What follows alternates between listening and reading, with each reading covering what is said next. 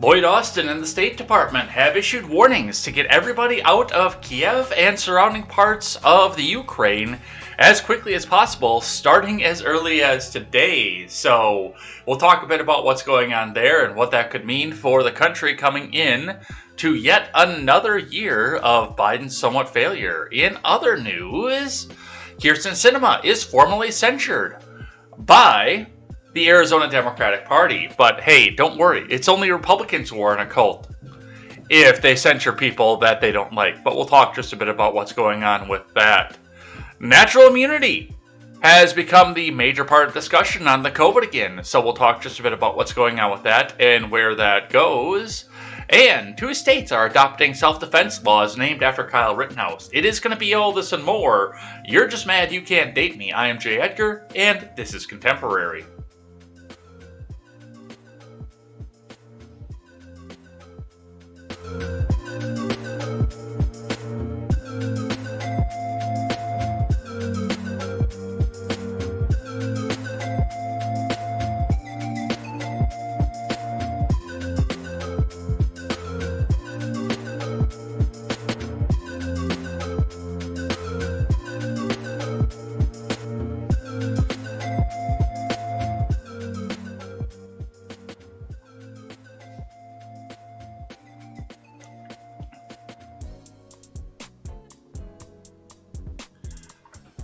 Good morning, Edheads. Welcome to Contemporary. My name is Jay Edgar, and what a weekend that we have had this weekend.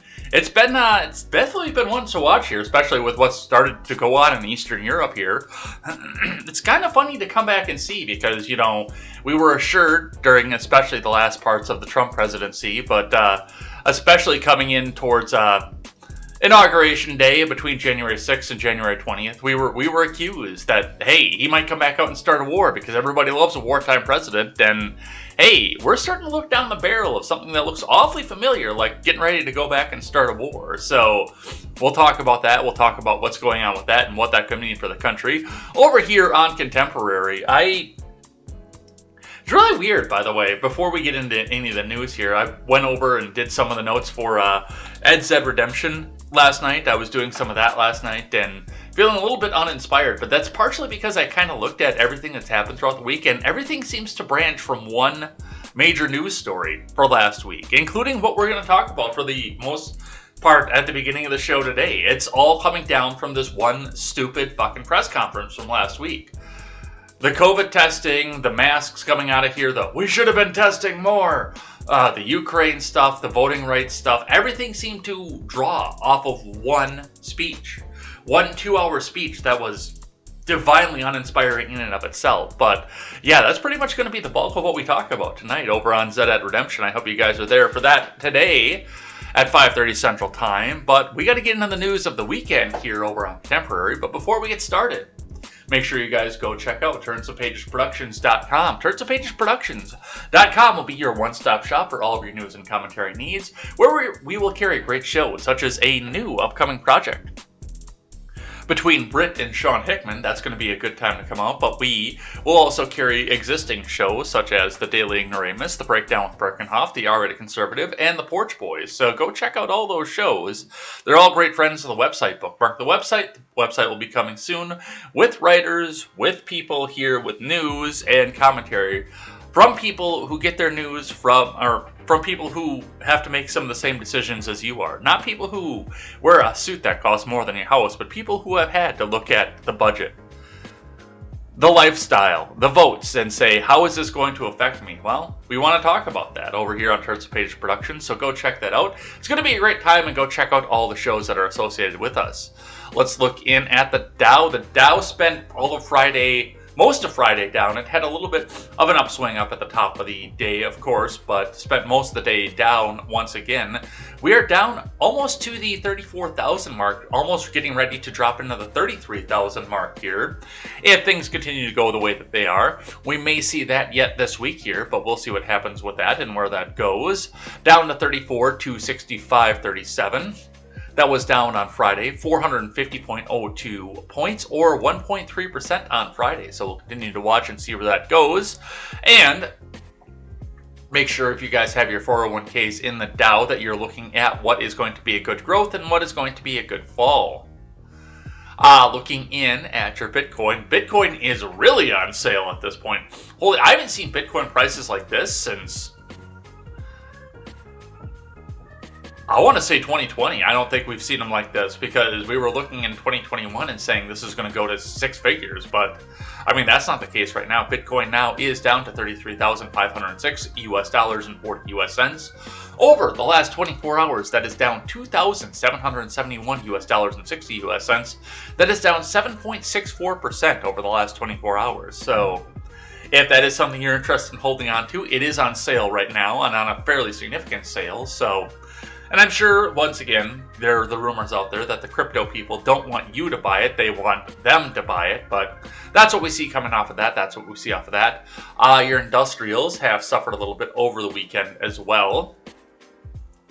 Copper is now turned down. Steel is continuing on its downtrend, and aluminum is continuing on its uptrend. Looking at copper, all copper plays are in the red right now. All steel plays are in the red except for stainless steel, which is in the green and on the rise. Aluminum is more mixed, with aluminum siding is up, aluminum copper fin is down, radiators are up, cans are down, sheet aluminum is up, rims are down. Your individual plays, electric motors with copper are down, ballasts are up, lead is up, batteries are up. Catalytic converters continue to be mixed, with small Ford and large GM all in the upswing. Regular domestic and small GM are on the downswing. Compressors are up, alternators are up, carbide is up. Your PC plays, motherboards and PC tower are up. Hard drives, power supplies, low-grade boards are all down. That's what's going on in the scrap and the industrials markets right now. So have a look at that and see where that goes. Let's see what IBD has to say. Dow futures fall as market correction shows no mercy. Fed meeting leads 5 big catalysts. From Ed Carson. Dow Jones futures fell solidly Monday morning, along with S&P 500 futures and NASDAQ futures, heading into a massive week of earnings from Apple to Tesla, as well as key Federal Reserve meetings. The stock market correction took a firm hold last week, with the major indices suffering sharp losses and breaking several key support levels. Even sectors of strength, notably financials, came under heavy pressure. So far, bulls have made only momentary charges, with investors quick to sell rebounds instead of buying the dip. It's a time to be heavily defensive. Tesla and Dow Jones giants Apple, Microsoft, and Caterpillar are on tap for this week, along with dozens of other quality companies, but the main event will likely be the Federal Reserve meeting on January 25th to 26th. The Fed meeting announcement Wednesday afternoon and Fed Chief Jerome Powell's news conference could set the tone for the stock market and Treasury yields for weeks to come. The Fed is expected to continue its accelerated bond taper, staying on track to end asset purchases by mid-March. But the real issue is what happens next. Fed Chief Powell will likely offer commentary on the timing and the pace of interest rate hikes and balance sheet reductions. Talk of reducing the balance sheet and at a fast clip has been a big reason why the 10-year Treasury yield has spiked and the stock market has entered a correction. Tesla and Microsoft are on the IBD leaderboard. Microsoft is on the IBD long-term leaders list. Tesla is on the IBD 50 list. On your futures. Dow futures fell 0.3% versus fair value, S&P 500 futures sank 0.6%, and NASDAQ futures lost 1.1%. All were solidly higher Sunday night and are still in flux. Apple and Tesla were drags on futures. The 10-year Treasury yield fell 1 basis point to 1.74% after rising slightly. On Sunday night, short-term Treasury yields rose, meaning the yields cure continues to flatten. U.S. crude oil futures edged lower after backing off multi-year highs late last week. Fears of a Russian invasion into more of Ukraine loom large for energy markets and markets generally. Bitcoin continued to sell off, with other cryptocurrencies over the weekend trading below 34,000 after breaking under 40,000 on Friday. It peaked 68,990 in early November. Remember, overnight action in Dow futures and elsewhere doesn't necessarily translate into actual trading in the next regular stock market session. That's been true in the past several sessions when Dow Jones futures have pointed to solid opens, only for the major indices to close sharply lower. So that's what we see coming from that. That's what we see in the markets. Let's grab one from CNBC. And then we'll get into the major news of the day from CNBC. A lasting stock market downturn can be a big problem early in your retirement. How to combat that risk. From Sarah O'Brien.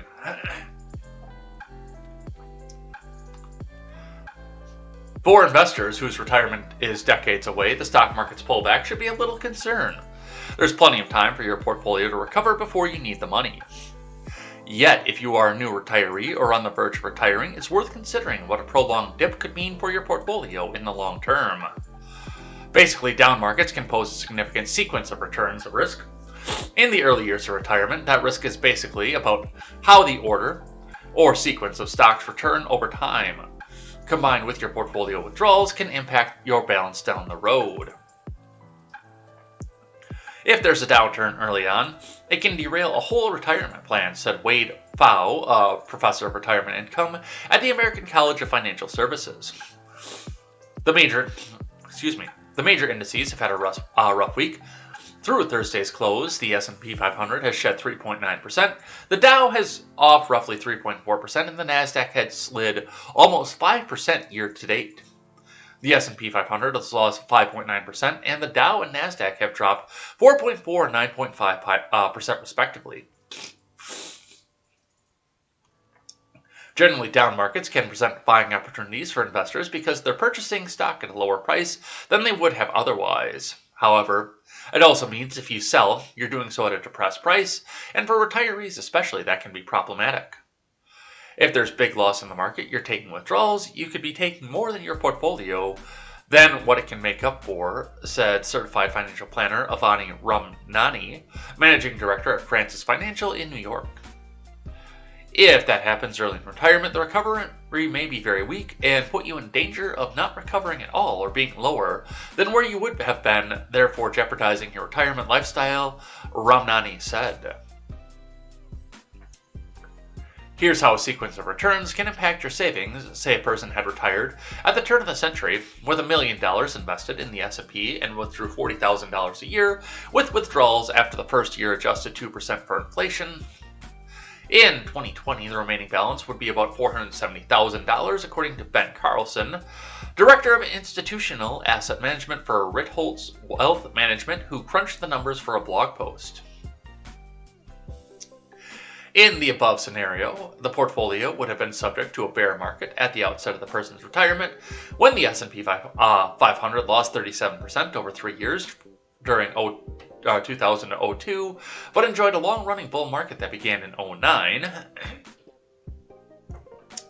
However, if the order of yearly returns were flipped, the gains posted by the S&P by the end of the 20 years happened first, and that early bear market happened last, that same person would have more than $2.3 million after withdrawing the $40,000 or inflation-adjusted amount each year. It's not the specific returns over time, but the order of those returns that matter, Pfau said. So that's what it's going to look like, and they're telling you to watch your returns and watch where it goes and watch the order in which you take out of here. And this is a big one. It's part of the reason that I look at finance every day, is because that is what's helping to or affecting the retirements of people who are coming out of the workforce right now, who don't want to be in the workforce competing with everybody else, trying to get the wages, trying to work with, and people who have early retired, like my dad, both my parents, but my dad early retired. And that affects people as well. So we will see what happens with that. We will continue to watch where that goes. Let's get into the big news of the day, and we're going to start with NBC for the morning. From NBC News, U.S. weighs troop deployment near Ukraine, orders embassy families out. From Courtney Koob. Defense Secretary Lloyd Austin briefed President Biden on Saturday about U.S. options for responding if Russia invades Ukraine, as well as options for U.S. military movements in advance of an invasion, according to a defense official and a senior administration official. Among the options presented for the U.S. military in advance of an invasion were bomber flights over the region, ship visits into the Black Sea, and the moving of troops and some equipment from other parts of Europe into Poland, Romania, and other countries neighboring Ukraine. Let's have a listen to what this stark warning sounded like.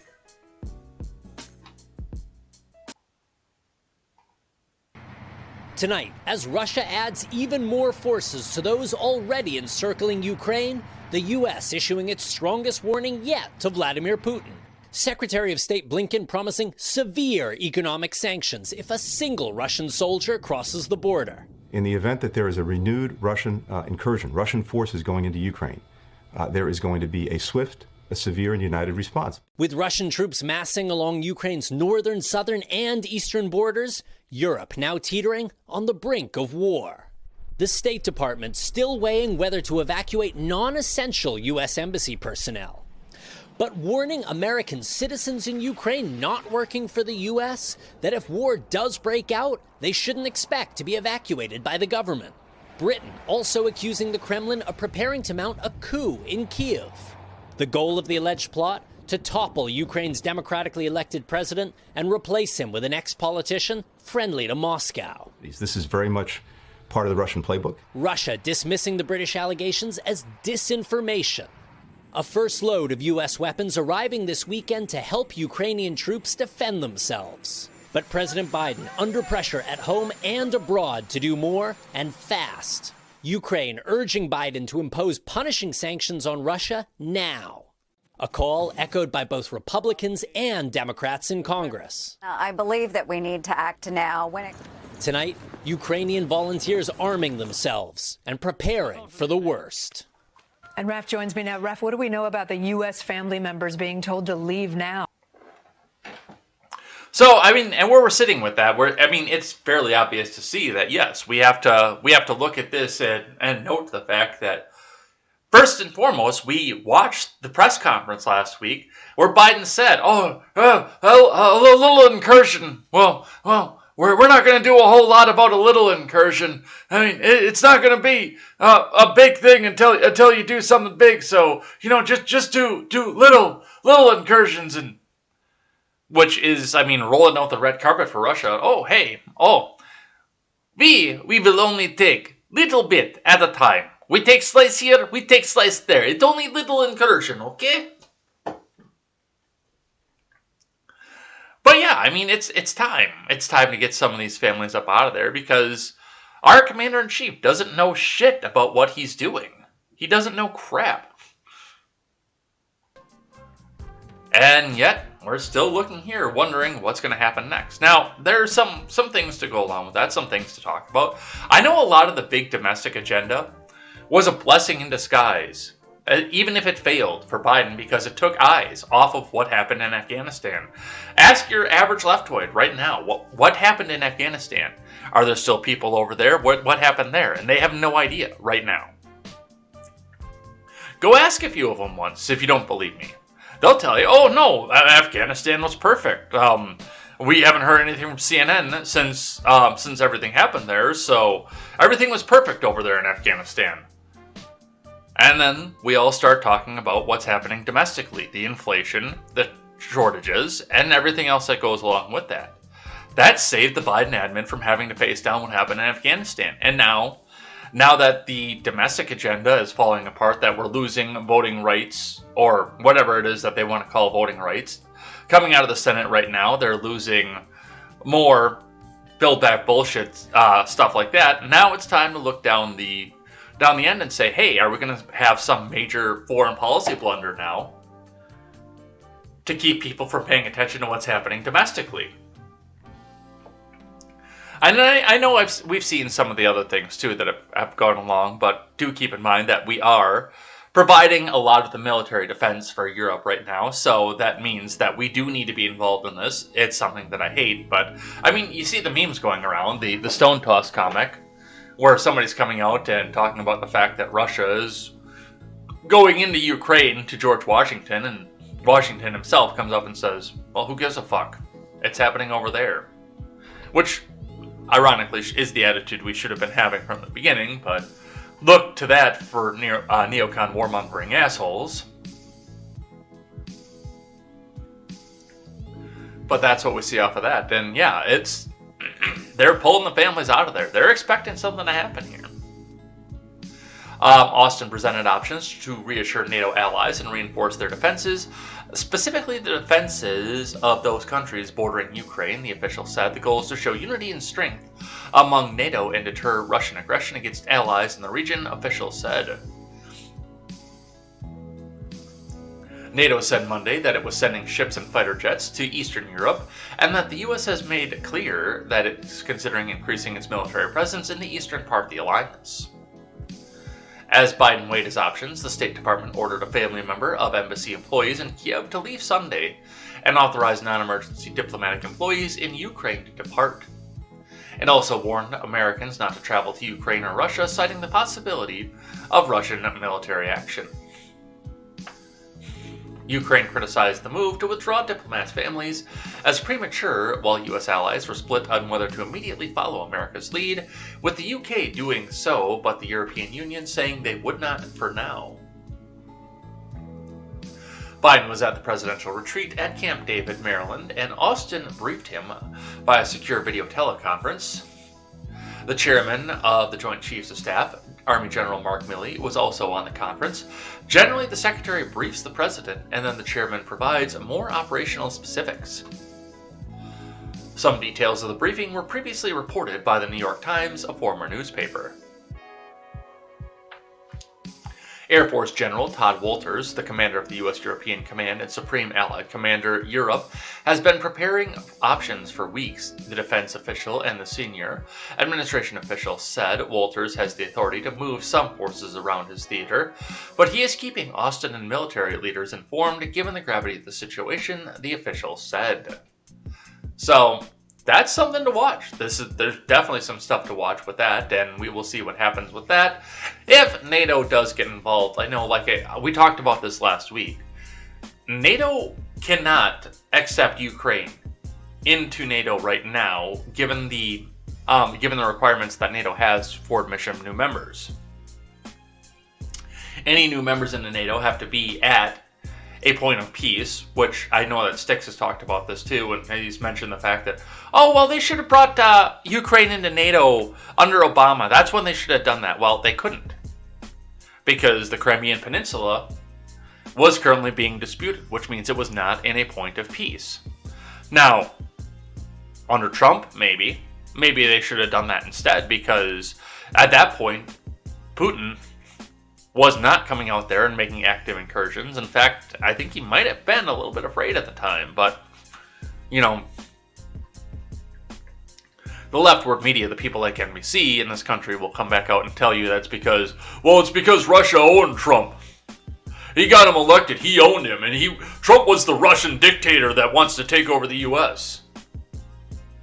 But that's what we see coming off of that. Let's grab one from CNN.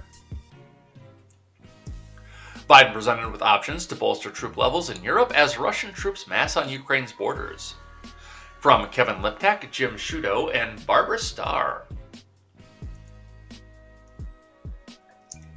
President Biden discussed options for bolstering U.S. troop levels in the Baltics and Eastern Europe with his top military officials during a briefing at Camp David on Saturday, according to senior officials. The briefing, which Secretary of Defense Lloyd Austin and Chairman of the Joint Chiefs of Staff Mark Milley attended virtually, included discussion of troop levels, as well as updates on the latest intelligence and ongoing talks with allies on their plans to respond should Russia invade the Ukraine, the official said. The New York Times first reported on the options being presented at the briefing and reported that Biden is expected to make a decision earlier this week. One option under consideration is moving between 1,000 and 5,000 troops, according to a senior defense official, and is intended to both shore up Eastern European and Baltic allies, and have them available to help get American citizens out if necessary.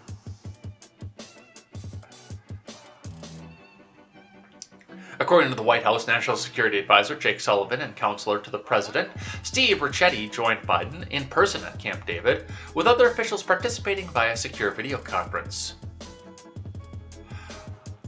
President Biden was briefed on the current state of Russian military operations on Ukraine's borders and discussed both our ongoing efforts to de-escalate the situation with diplomacy and our range of deterrence measures that are being coordinated closely with our allies and partners, including ongoing deliveries of security assistance to Ukraine. President Biden again affirmed that should Russia further invade the Ukraine, the U.S. will impose swift and severe consequences on Russia with our allies and partners, a readout of the briefing said. CNN reported Friday that the Defense Department was working on a series of military options for Biden's approval that could be activated to beef up the U.S. military presence in Eastern Europe as a deterrent if Russia invades the Ukraine. According to two defense officials, we're exploring a wide range of options on how we would bolster our allies militarily, the first official said. These options would likely also be supported by sanctions. The goal of any military reinforcement in Eastern Europe would be to provide deterrence and reassurance to allies. The options could include movement of assets and forces already in Europe, and also assets and forces available outside of Europe, the official said last week. A Russian invasion certainly could be one trigger for U.S. troops and assets to move, but some forces may be used in exercises and other training scenarios as well, and any arms sales would be considered somewhat separate matter from troop movements. Broadly, the U.S. military goal would be to meet the capability NATO allies in the region are asking for, the official said. U.S. forces could operate, but as they already do unilaterally in Europe, but could also operate under existing NATO command structures. Additionally, U.S. Special Forces continue to assist in the training of Ukrainian Special Operations Forces inside the Ukraine. Our ongoing training mission in the Ukraine plays a large role in the development of Ukrainian Special Operations Forces through regular validation training exercises, spokesperson for the U.S. Special Operations Command Europe told CNN. Which, I mean, this is all well and good, obviously. If you're going to come out and try to tell Russia that they're not allowed to do this after all, that they're not allowed to even make a little bitty incursion, like they were told last week, then that's all well and good. Get some people over there, start training the Ukrainian military and everything else like that. But one of the other things to consider off of this is, I mean, we have the manufacturing capability in this country and around the world, because I know we're getting Beretta from Germany, we're getting Colt from some places in Europe, we're getting pieces and parts for that, and we are also getting Springfield and Smith & Wesson and stuff like that from here in the United States as well. And it might be time to start selling the Ukrainians as a citizenry, not as a military, but as a citizenry, excess firearms that we have in this country. Or ramp up the production, make excess firearms, and sell them to the Ukrainians. Do you think Russia is going to be eager to come back in and make another incursion, a full incursion, if they have to sit back and think about gun behind every blade of grass? Like most countries that have wanted to make an incursion into the U.S. for the last 200 years have had to think about a gun behind every blade of grass. Hey, we make revolvers, we make semi-auto handguns, we make rifles, we make shotguns, we make all kinds of guns in this country. Why not sell them if we're going to be helping out the Ukraine? Why not sell them to the citizenry? Hey, have a couple guns in your house. Have 10, have 20, have a bunch of them in your house.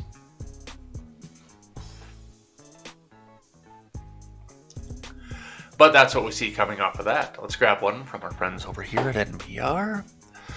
Who is Yevgeny Muryev, the man in UK? The UK says, Russia wants to install in the Ukraine. This comes to us from Matthew R. Schwartz. And remember, NPR needs your money. They need our money to make sure that they can continue to tell us about the communist ideals that they're spreading around this country and how the Russian communist ideals are bad. So make sure you hit that donate button. It's big and red in the corner. They need our money, comrade. NPR, Never Printing Reality, National Progressive Radio. Let's see what they have to say.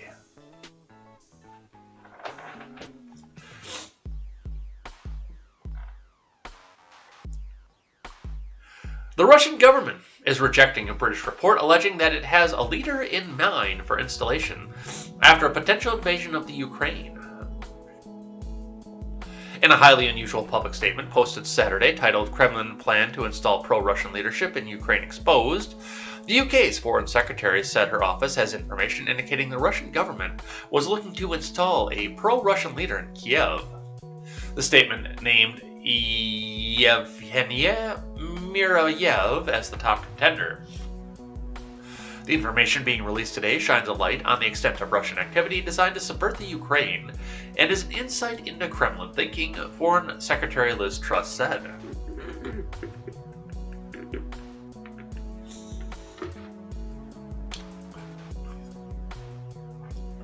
The 45-year-old Muriev has long established himself as a Ukrainian politician friendly to Russian causes. He spouts views generally in line with Russian positions and was critical of the 2014 Maidan revolution in Ukraine that led to the election of pro-Western leadership. When he speaks publicly, he generally speaks in Russian as opposed to Ukrainian. Running with opposition bloc faction, a pro-Russia party, Muriev won a seat on the Ukrainian parliament in 2014. He later formed the political party Nashi, one of several opposition parties that opposed Ukraine's pro-Western parties. Muriev continued serving in parliament until 2019, when the Nashi party failed to meet the 5% threshold for continued representation. In 2018, Muriev founded his own television network, Nash, a pro-Russian news channel in Ukraine. This network has given Muriev the ability to raise his profile within Ukraine. According to Reuters, a recent poll placed him at the top 10 prospective candidates in the 2024 presidential race, with a 6.3% support among prospective candidates. Muriev has been critical of Ukrainian President Volodymyr Zelensky. He has accused Zelensky of being controlled by the West, according to Reuters. Well, he's not wrong there.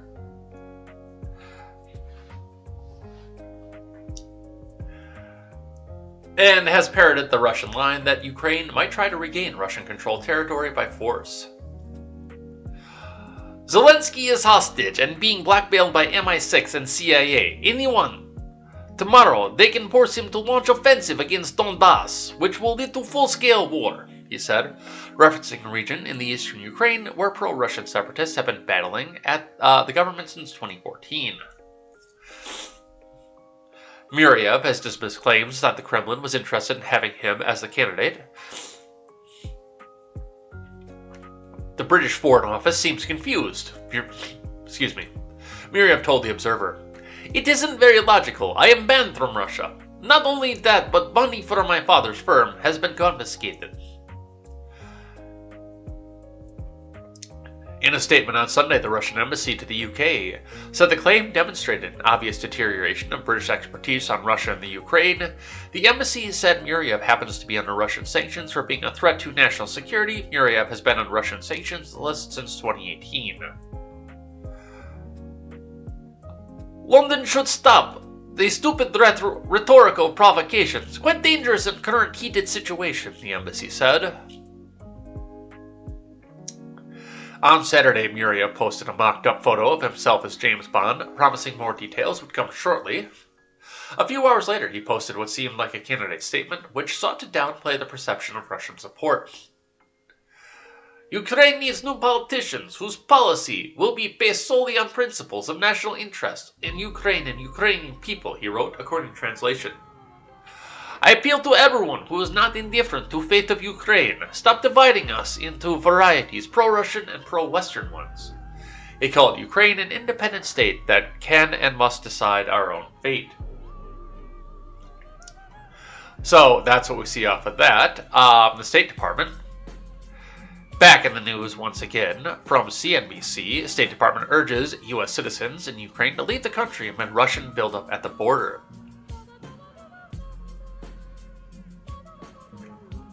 From Amanda Macias. The State Department recommended Sunday that all U.S. citizens in the Ukraine depart the country immediately, citing Russia's extraordinary military buildup at the border.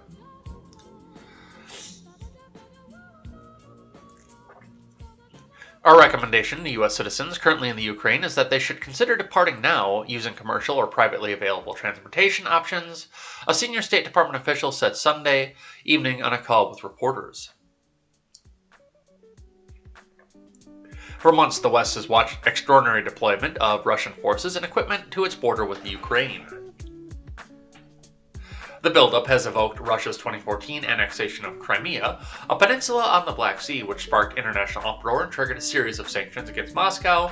The seizure of Crimea also saw Russia's removal from the Group of Eight, or G8, referring to the 8 major global economies.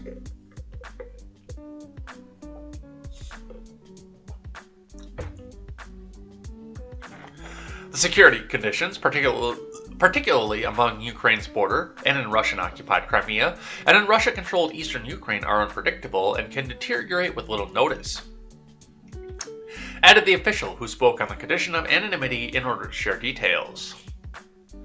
A second senior State Department official said they were not able to provide the exact number of U.S. citizens residing or currently traveling in the Ukraine. U.S. citizens are not required to register their travel to a foreign country, and we do not maintain a comprehensive list, explained the official. So, yeah, right now it's basically calling everyone like, hey, get the fuck home, because this is not going to turn out well for a lot of people right now. And, I mean, that's going to be one of the big issues coming up here in a couple of articles, is that Biden himself got slammed for saying that they might not be able to evacuate all the citizens. So we'll see what happens in a couple articles with that. Let's grab one from Fox News. So in addition to trying to get everybody else out of there, they're trying to keep you from going back in. From Fox News, State Department issues do not travel warning for Ukraine as embassy staff is told to leave. From Adam Sabes. The U.S. State Department has ordered the evacuation of American citizens in Ukraine amid the threat of Russian military action. Excuse me. U.S. citizens in the Ukraine should be aware that Russian military action anywhere in the Ukraine would severely impact U.S. embassies' ability to provide consular services, including assistance to U.S. citizens in departing Ukraine, the State Department said in a travel advisory. The State Department said in the travel advisory that eligible family members are being ordered to leave the country, while U.S. citizens in Ukraine should consider leaving the country.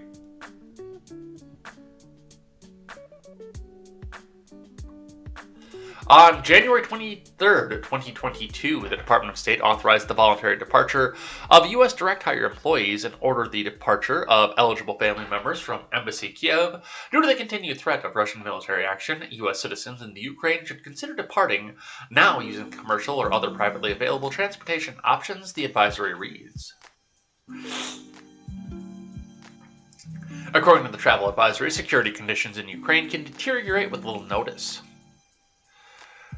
There are reports that Russia is planning significant military action against the Ukraine. The security conditions, particularly among Ukraine's borders, in the Russia-occupied Crimea and Russia-controlled eastern Ukraine, are unpredictable and can deteriorate with little notice, the advisory states.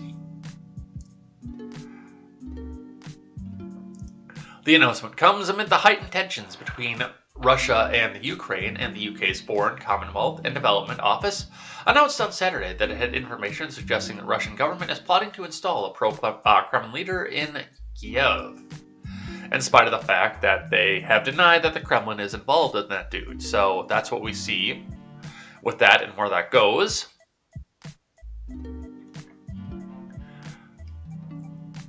And from the Daily Wire, before we move out of the Ukrainian news here, Biden slammed over reports he can't evacuate U.S. citizens out of the Ukraine.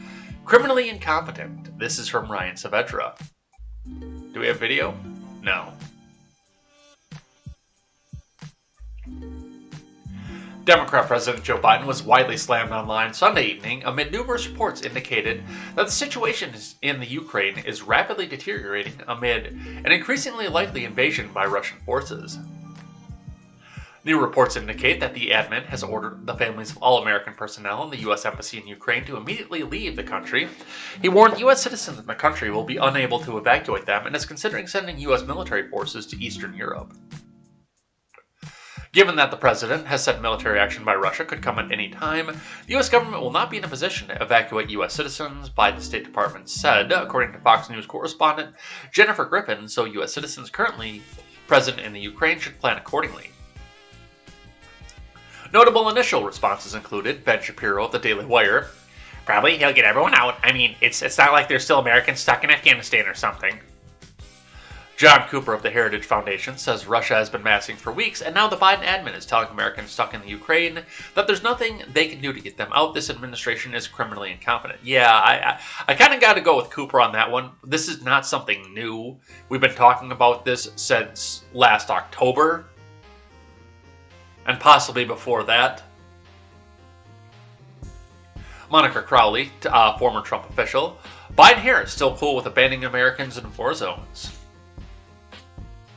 Carol Markowitz, the New York Post, says, we're just going to make leaving Americans in war zones an ongoing thing, huh? I remember in my 20s arguing with someone that one of the great benefits of being an American was that no matter what and no matter where, my country was going to come get me. Oops. Nate Madden, GOP comm, says, holy crap, it's August all over again.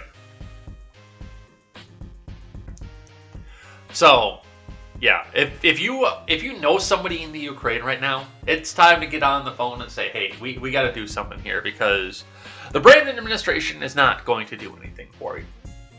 They are not, at this point. They say they're going to, but they are not going to do anything for you. So we'll see what happens with that and where that goes and what this means for people trying to get out of the Ukraine. Let's shift gears here and let's talk about the voting rights. Over the weekend, from ABC News, Senator Kyrsten Sinema, formally censured by Arizona Democratic Party. From Meg Cunningham. The Arizona Democratic Party's Executive Committee formally censured Senator Kyrsten Sinema on Saturday morning as a result of her inaction on changing the filibuster rules to pass voting rights reforms. Hold on a sec. I want to see if I grabbed a tweet. I don't think I did. Which would be lame.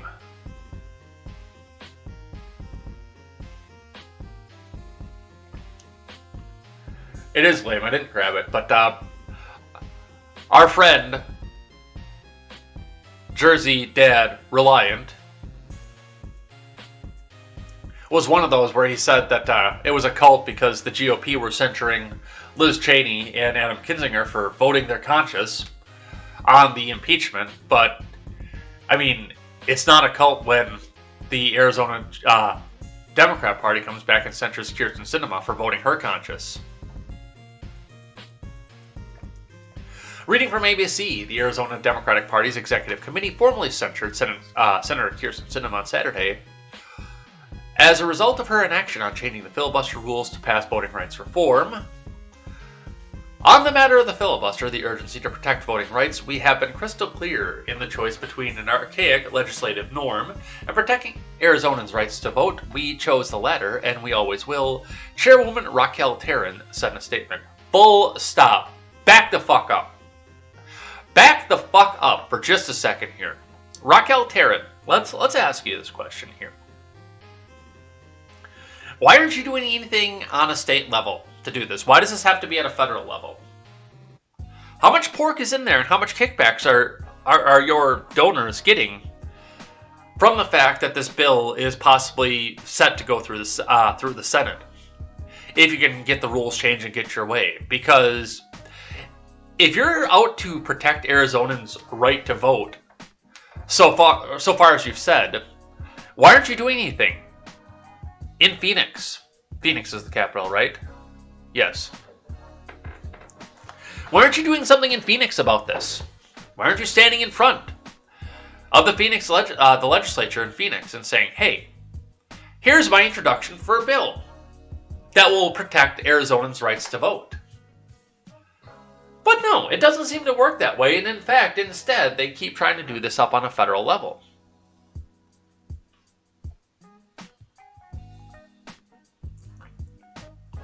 You're not serious about protecting Arizonans' rights to vote, otherwise you would be standing in front of the assembly every day in Phoenix. And you're not. You're trying to get this done at a federal level. Where it can get shot down by the courts, and you can say, hey, now we've got to go back to court.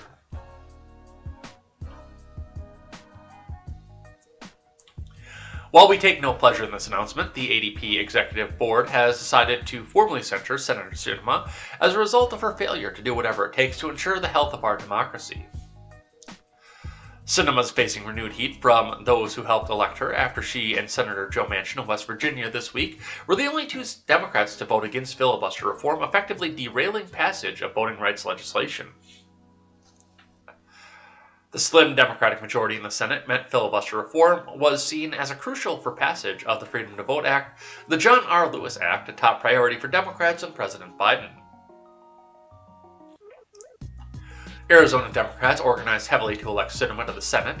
She previously served in the U.S. House, helping give her a narrow victory, then lobbied Sinema for months to change her stance on the filibuster. But many were unable to get a meeting with the senator. With her refusal to change the filibuster rule, siding with Republicans and voting rights dead for now in the Senate, Democrats in Arizona are fundraising to support Sinema's primary challenger in 2024. Influential Vermont Independent Senator Bernie Sanders said this week that he'd support a challenge to Sinema. Do it! Oh my God, do it! Go, yes, please. Go primary Sinema from the left in Arizona and tell me what happens. Primary Kyrsten Sinema of the Green Party, and then of the Democratic Party, and of the Communist Party, but I repeat myself twice. Go primary her from the left and see what happens. No, they did. That's correct, KTZed. Over the summer, the Arizona Democrat promised to give Sinema a vote of no confidence if she didn't change her stance to clear the way. Voting reform, they issued her censure Saturday morning. This should not be a partisan issue, and yet here we are. The duty to protect our most fundamental right to vote is one that we all share. Arizona Democratic Party Chairwoman Raquel Tarrant said in a statement, "We were counting on Sinema to fight for Arizona, find a path forward and protect our democracy, but on this issue she has fallen short. Right now, Arizona is ground zero for the modern day fight for voting rights, and we don't have any time to waste." The Grand Canyon state is a hotspot for Republican-led changes on voting after the 2020 election. The state Senate ordered a partisan review of millions of the state's ballots, which unfolded while the Republican-controlled state legislature expressed focus on restrictive voting bills. Republicans all but eliminated the state's permanent early voting list, making it so ballots are no longer automatically sent to voters who haven't used the system.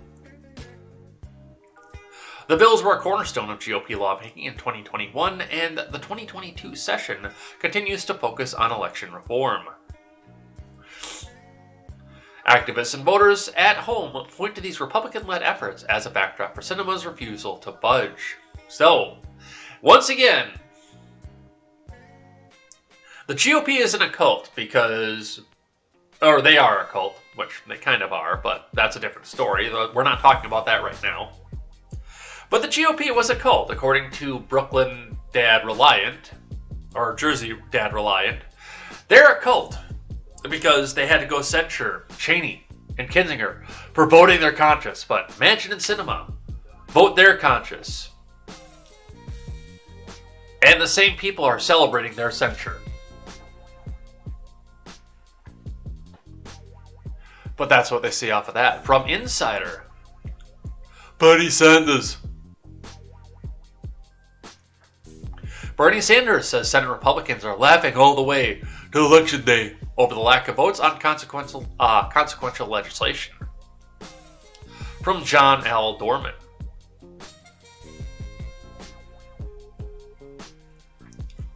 Bernie Sanders on Sunday said the Senate Republicans are laughing all the way to Election Day, since Democrats have yet to schedule a vote on the party's signature social spending bill, which has languished in the upper chamber due to intra-party divisions. During an interview on CNN's State of the Union, the Vermont Independent and chairman of the Senate Budget Committee said, Senate Republicans have essentially been left off the hook in casting votes for consequential pieces of legislation as lawmakers look towards November in the midterm elections. What has bothered me very much is Republicans are laughing all the way to Election Day, he said. They have not had to cast one bloody vote. I have had to leave one of my 3 houses to go cast votes, and Republicans have not had to cast a single vote, okay? Buy my book so I can buy a 4th house at a summer camp.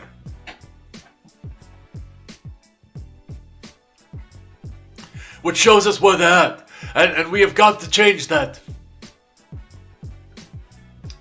While the Senate easily passed the $1.2 trillion bipartisan infrastructure pork barrel bill, championed by President Biden last year, the largest social spending bill, which was originally pegged at $3.5 trillion, before it was whittled down to roughly half that amount, fell victim to opposition by Joe Manchin of West Virginia and a lengthy back and forth with Senator Kyrsten Sinema of Arizona. Manchin backed many of Biden's climate provisions, along with the expansion of the ACA and universal pre-K, but balked at extending the monthly child tax credit program without major changes. The senator appeared on Fox News in December to oppose the Build Back Bullshit bill, despite efforts by Biden officials to stop him. Manchin's counteroffer to the White House for a smaller social spending bill was reportedly off the table earlier this month, but last week the senator said that renewed talks regarding the legislation would be starting from scratch. Biden said during the Wednesday press conference that he believed the parts of the Build Back Bullshit framework could pass Congress before the midterm elections. I'm confident that we can get big pieces, big chunks, like the ones in my diaper, of Build Back Better signed into law, Biden said. During the CNN interview, Sanders said the Senate should hold floor votes for individual components of the larger social spending bill, which would allow members to clarify their respective positions. He added that Democrats could craft a bill with initiatives that are able to clear the upper chamber, pointing to the popularity of many of the party's policies among the American public. People want to expand Medicare. People want to deal with the crisis of climate, he said. So, what we are talking about is what the American people want. And I think if you bring bills onto the floor, then we have allowed the Republicans to get away with murder. Sanders, who said earlier on Sunday he backed the Arizona Democratic Party's decision to censure Sinema over her refusal to change filibuster rules to pass voting rights legislation, stated that Republicans need to have their votes on the record. They haven't had to vote on anything, he said. Now, if they want to vote against lowering the cost of prescription drugs, expanding Medicare, dealing with childcare, dealing with housing, let them vote and let Manchin and Sinema decide which side they're on.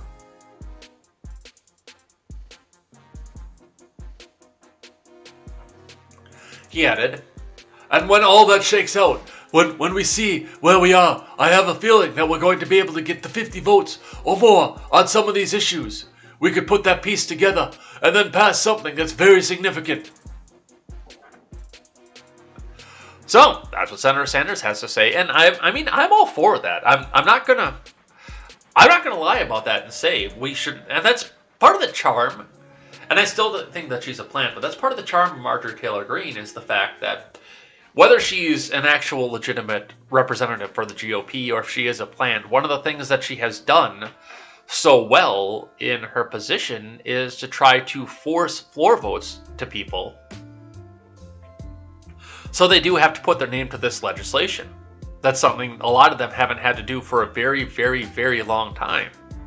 And you want to see something like that. You really do want to see people have to put their names to where they'll vote and where they won't. I mean, a lot of the House stuff it's set there and it's done by voice vote. But Greene has come and called that down to the floor. People have to put their names to it, and Sanders is saying the same thing. Okay, let's get more people down onto the floor and put the names to this. Let's see who stands for and against whatever they want to stand for and against. So that's what they see coming off of that. From CNN, Sanders says it was absolutely appropriate for Sinema to be censured. From Shandella Stuster and Daniela Diaz.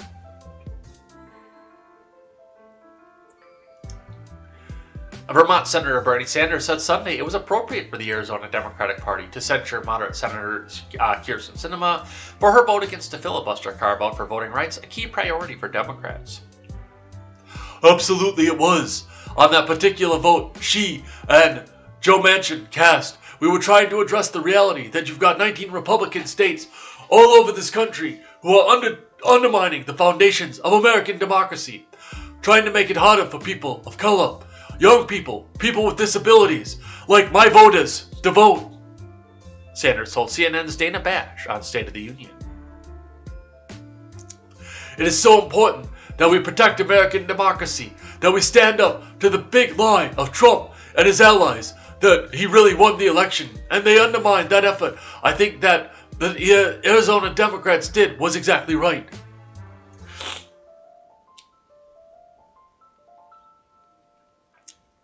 On Saturday, the Arizona Democratic Party's executive board announced it formally censured Sinema over her vote to maintain the Senate's filibuster rules, effectively blocking Democrats' voting legislation. Sinema and Manchin were the only two Democrats last week to join all Republicans in voting to maintain the threshold to overcome a filibuster on the legislation. Democrats have sought to change the Senate rules so they could pass voting rights legislation with just 51 votes.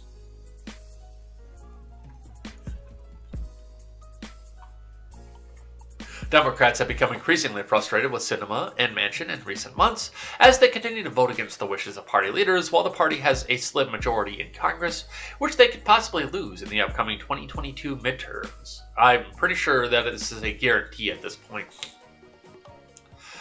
Asked if he'd be willing to campaign against Sinema or Manchin in a Democratic primary, the independent, who caucuses with Democrats, reiterated he would support a progressive primary challenger to the senators. Do it! Do it! Primary them both from the left. I can't wait to watch that. That's what I want to see. Primary the Democratic senator in red West Virginia and the Democratic senator in purple to red Arizona from the left and see what happens.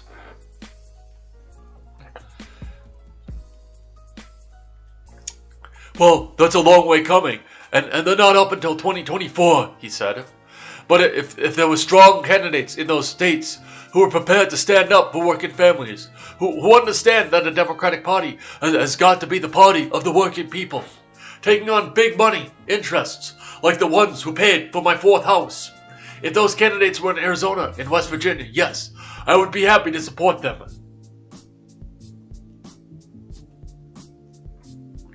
So, that's what Bernie Sanders has to say. Some more news on voting rights legislation from the Daily Mail. Red-haired bobblehead confuses Biden with Obama as she talks about stepping down because she wants to spend more time with her family and her 3-year-old son who is potty training. From Nikki Schwab, senior U.S. political reporter for DailyMail.com. White House Press Secretary Red-haired bobblehead doled out some advice during an appearance on The View on Friday on how Americans can get over the voting rights bill failing in the U.S. Senate while also shedding some light on her future plans. So, my advice to everyone out there who's frustrated, sad, angry, pissed off, feel these emotions, go to a kickboxing class, have a margarita, do whatever you need to do this weekend, and then wake up on Monday morning. We've got to keep fighting, KTZed. She noted the path forward is to simply keep fighting, as the current makeup and the rules of the Senate will continue to prevent voting rights from being passed. At the end of the interview, Behar also asked Psaki if she's still planning to leave the job sometime this year. Oh, I don't know when I'm leaving. This is an honor and a privilege, and I love working for the President Biden, she said, almost slipping up and saying her ex-boss's name. I love spending time with him and hearing what's on his mind. Going on the road with him is actually the best thing possible. I wish that everyone could have that experience because he gets to enjoy so much out of it, she continued. No one likes her rope line more than President Biden. And she got roundly mocked for saying that people should just get up and go drink and kickbox and all the rest of this.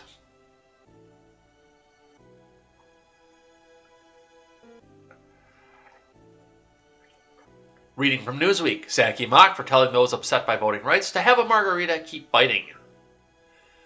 From Alexandra Hutzler.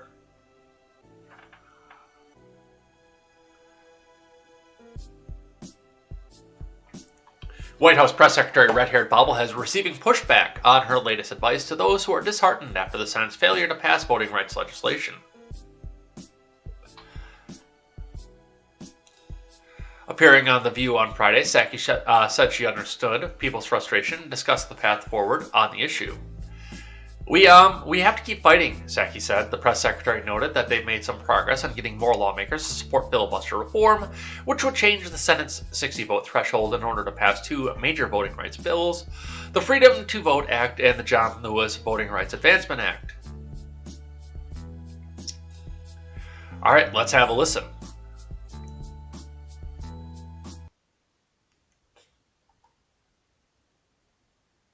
Holy shit, I have notifications out the ass. Pissed off, feel those emotions, go to... All right, there's the tracker bar.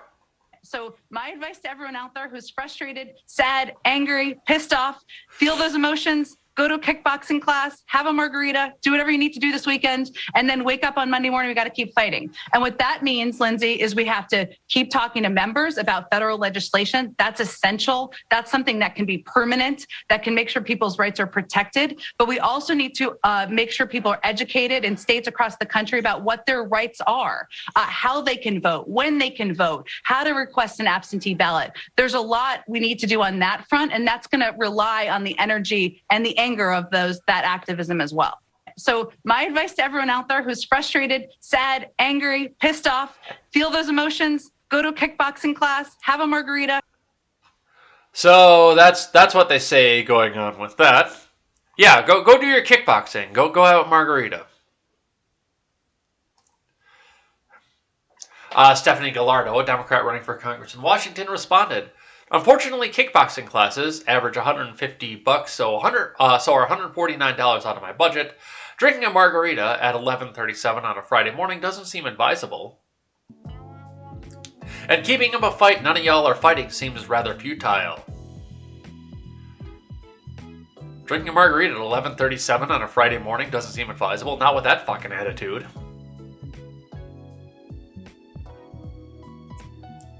Another user wrote, "This is the kind of advice you give your friend when she calls you crying about being dumped." Steve Guest, a special advisor for communications for Senator Ted Cruz, tweeted, "Unreal, how is the advice that is now coming from the White House?" President Biden acknowledged Wednesday that it was going to be difficult to get voting rights legislation passed, but they haven't run out of options yet. Experts previously told Newsweek that Democrats will likely have to present a pared-down voting rights bill than what they have brought to the table so far, given that Biden's executive authority is limited on the issue. So, there you go. Yeah, $150 for a kickboxing class, $149 out of most Americans' budget, especially with inflation being what it is.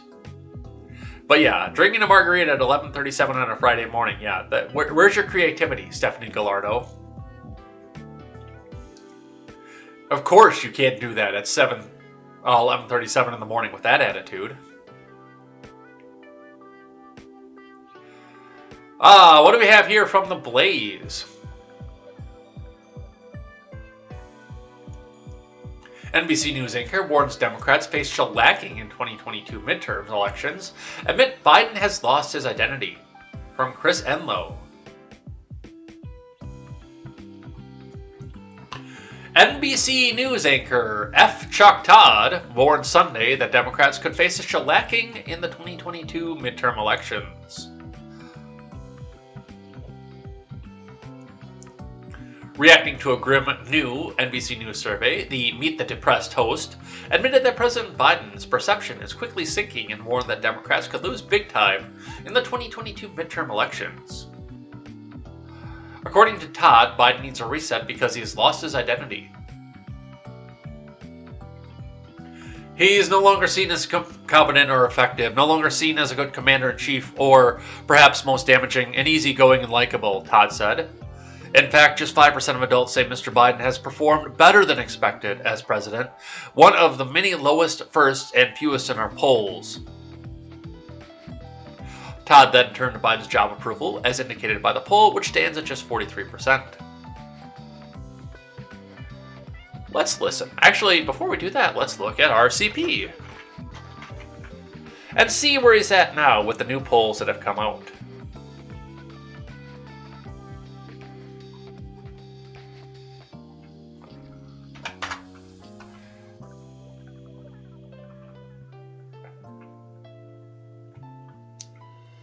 I know they're about to yell at me for ad blocker. Go away. So there we are. Our CPA average is down to 41.2 with a 54.9% disapprove, which brings us almost all the way to 14% spread between the two. With a Fox News with a surprisingly 47%, that's registered voters, approval. But the Rasmussen down to 41, the one that F. Chuck Todd is just talking about there.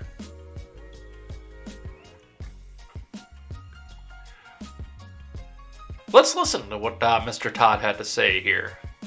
President Biden's news conference on Wednesday was designed to kick off a second-year reset of his presidency. Recapture his political identity, if you will. But our new NBC News poll suggests Mr. Biden does need a reset because he's lost his identity a bit. He's no longer seen as competent and effective. He's no longer seen as a good commander-in-chief, or perhaps most damaging, as easygoing and likable. In fact, just 5% of adults say Mr. Biden has performed better than expected as president. One of the many lowests, firsts, and fewest in our poll.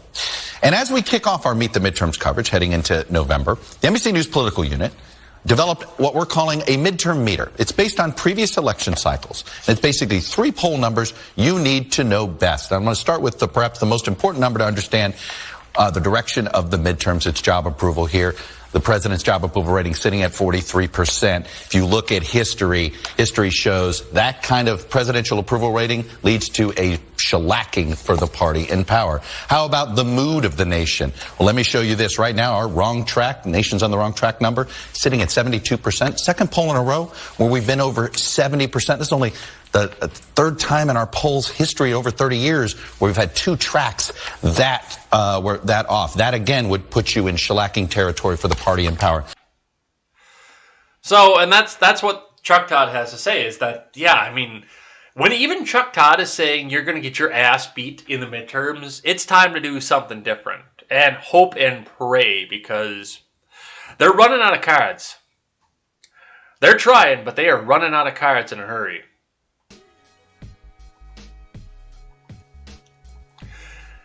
And when even Beto is telling you, no, I don't need your help. You might be done. There were talks that Beto was going to be the vice president at one point. From Fox News, Beto O'Rourke, not interested in help from Biden during Texas gubernatorial campaign. From John Brown. Texas gubernatorial candidate Beto O'Rourke told reporters on Friday that he's not interested in help from President Biden in his run to replace Republican Governor Greg Abbott.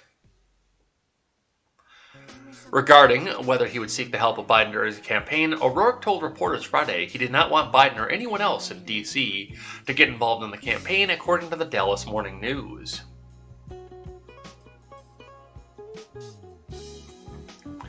I'm not interested, brah, in any national politician. Anyone outside of Texas. Gee, you sure were interested in that when you were running for Senate, though. Coming into this state, brah, to help decide the outcome of this. The magical dirt in New Mexico, that's all that I need, brah. And a sweet guitar and a skateboard. Said O'Rourke. I think we all want to make sure that we're working with, listening to, and voting with one another here in Texas, brah.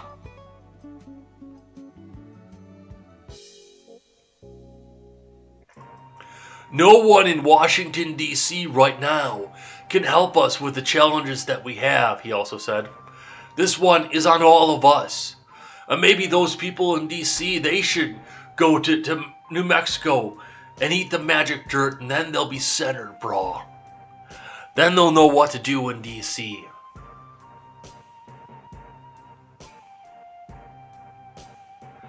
I bet we see a lot of this coming up throughout the rest of the midterms here. Biden coming up in Baltimore races. Hey, Hey, you want me to come out and campaign for him? I'm the president. I'm the most popular one there ever was. 81 million votes. No, Grandpa. No, that's fine. No, go back to your chair. Go sit down.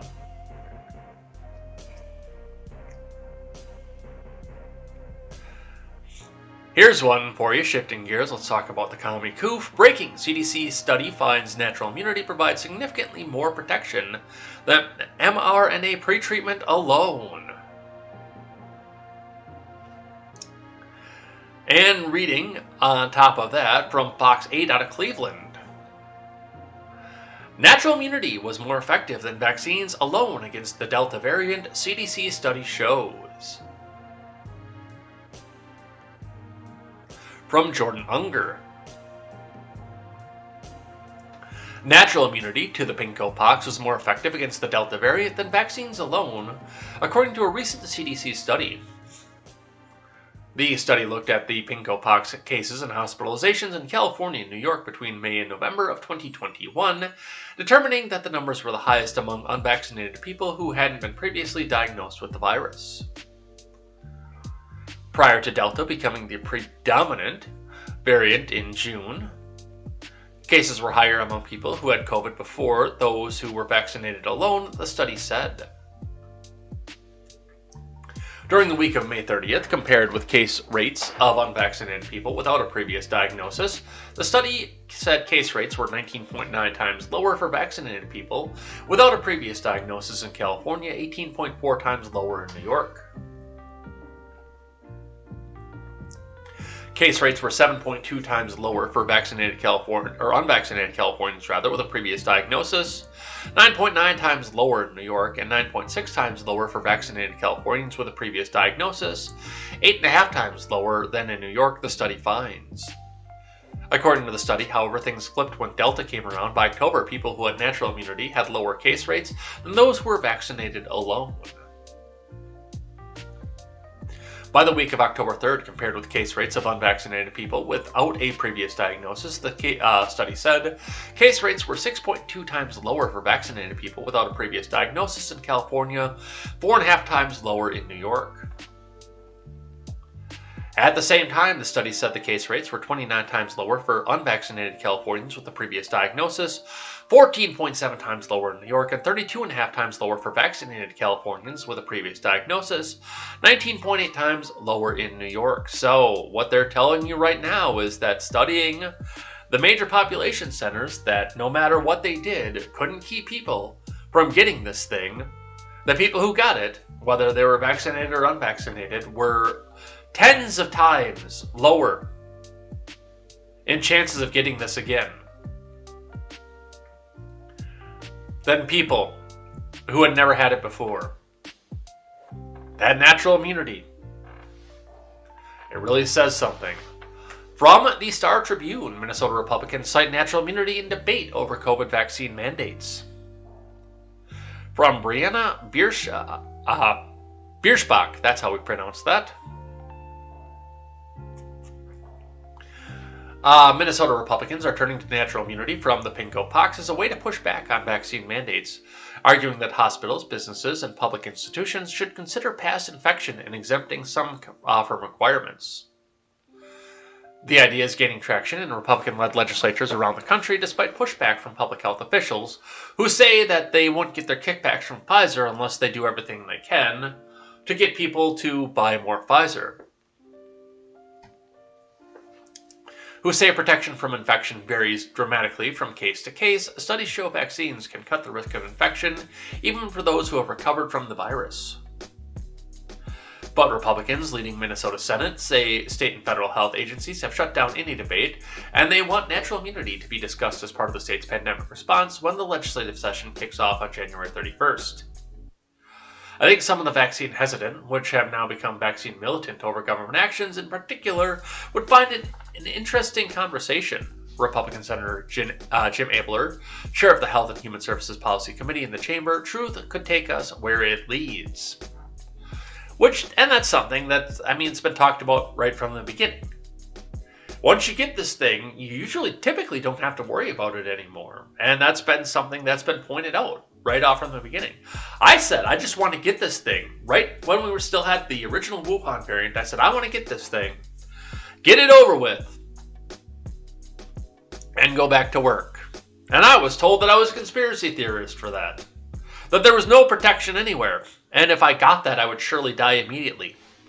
As soon as I got it, I was supposed to be afraid. I was supposed to be afraid to step 2 steps outside of my door. Because if I get 2 steps outside the door, I will surely catch it. And if I catch it, it's not just that something bad might happen if I catch it. It's that the nearest phone to me will ring. And I will hear somebody on the other end, a whispered voice, say, 7 days. And in those 7 days, I will die.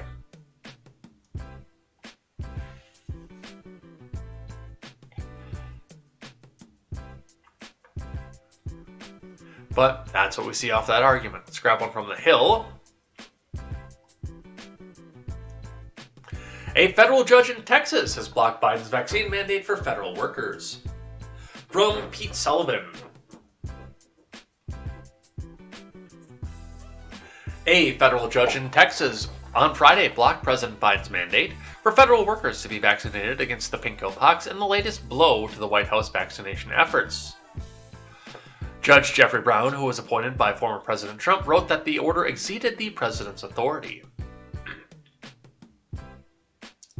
The case is about whether the president can, with a stroke of a pen and without the input of Congress, require millions of federal employees to undergo a medical procedure as a condition of their employment, Brown wrote. The Department of Justice immediately said it would appeal. The order comes after the Supreme Court earlier this month blocked Biden's mandate that employees at businesses with 100 or more workers get vaccinated or regularly tested, while upholding the vaccination mandate for healthcare workers. The federal government's power to mandate vaccination for its own employees, though is thought to be on stronger legal footing, though Friday's ruling underscores ongoing nature of the dispute. I'm sorry, but this is just insane, Steve Vladek, a law professor at University of Texas, wrote on Twitter. The federal government lacks the power to require its own employees to be vaccinated. Judge Brown pointed to the interest in maintaining the liberty of individuals to make intensely personal decisions according to their own convictions. And there are some things to go along with this. Number one, the company that contracts may still have the ability and the authority to force you to get this thing without having the government backing. That's something to keep in mind. But it might be time at this point. You know, what do we look at every time? Every time that we get close to the omnibus. Whoa, this Republican might shut down the government. It's always the Republicans, too. They don't point to anybody else other than the Republicans. It's never Nancy Pelosi's going to shut down the government because President Trump won't sign her omnibus executive order or her omnibus order. It's always President Trump is shutting down the government. It's never Barack Obama shutting down the government. It's John Boehner and Paul Ryan are shutting down the government because they hate national parks. They hate everything. They hate everything that you love. I'm sorry, and I know there are people, friends to the network, there are people that I call great friends who are federal contractors. If you are working for the federal government at this point, it might be time to get the fuck out of there. It might be time to be done. Yes, I understand you have a phenomenal paycheck. I understand that you're able to buy a house in your 20s and possibly look at bigger property after that. I understand all that. I understand the paycheck is good. I understand how amazing this is for you. But every time we get close to a budget battle, you could be furloughed. That's number one. And number two, the federal government thinks that because you work for them, contract for them, they have a decision over what you put into your body. It might be time to fucking get out of the federal government. If you do currently work for the federal government. I don't begrudge you the decision, but it might be time. From Mass Live, entirely conceivable, feds recommend another COVID vaccine booster, even as new cases trend in the right direction, Dr. Fauci says. From Benjamin Kale. Even though the pinkpox cases are trending downwards across the U.S., it's possible the federal government recommends another follow-up booster shot depending on ongoing research into initial boosters' durability, Saint Anthony of Fauci, patron saint of medicine, said on Sunday. Fauci told ABC News this week that public health officials are still studying the impact of boosters to see how long their protection lasts. Certainly, we're going to see the antibody levels go down. That's natural, he said. But there's an element in the immune response, B-cell memory and T-cell responses, where even though you see a diminution of antibody levels, it's quite conceivable, and I hope it's true that the third shot boost will give a much greater durability of protection. We're following that very carefully, and when I say protection, I mean protection against severe diseases.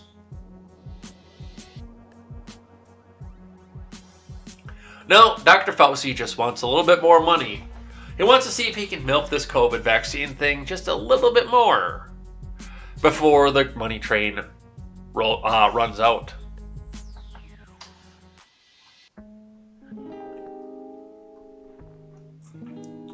Carhartt is on the chopping block from CBS. Carhartt CEO says he's still mandating staff vaccinations. Now he's facing a boycott. From Amy Peachy.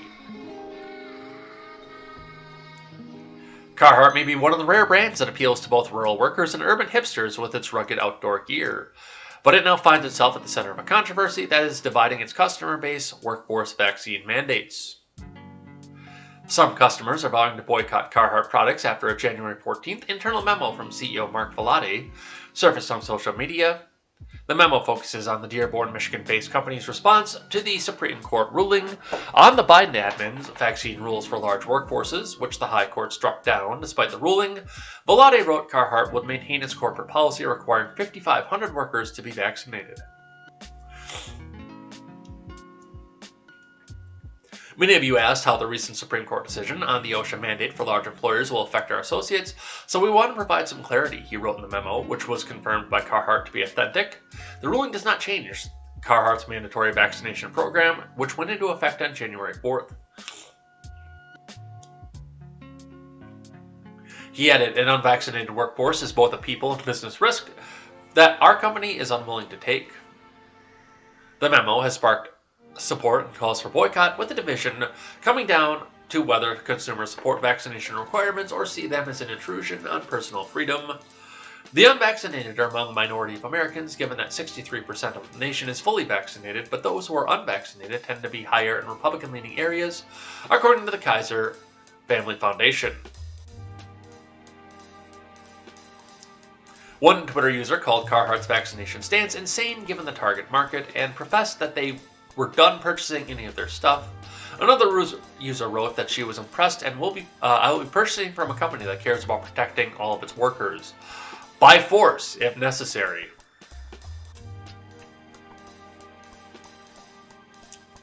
Yeah, the courtroom was one of those that called for boycott. And look, Carhartt is really expensive. So if you want it and you can afford it,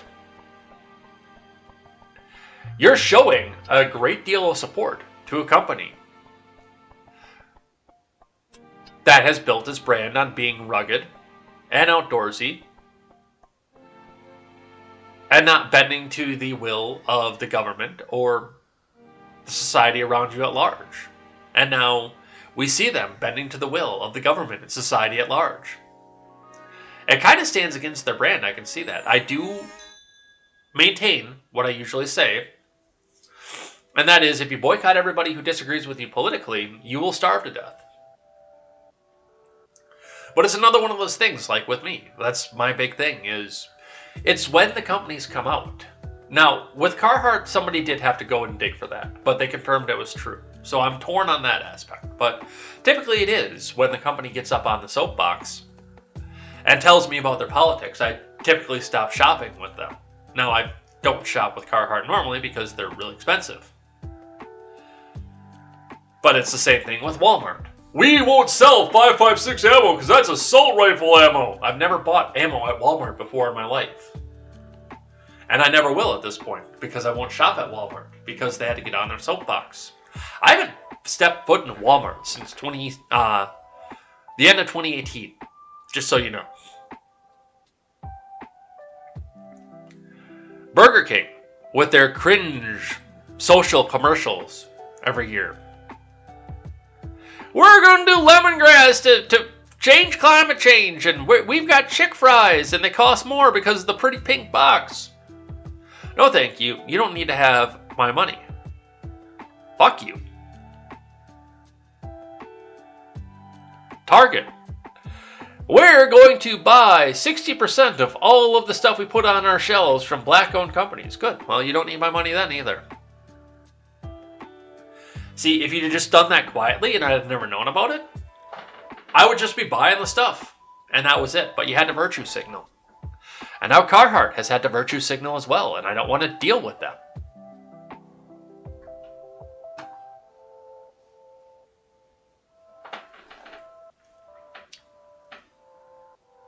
But that's what they say off of that. From the Daily Wire. Biden admin official broke stock trading law 9 times last year. From Ben Ziesloft.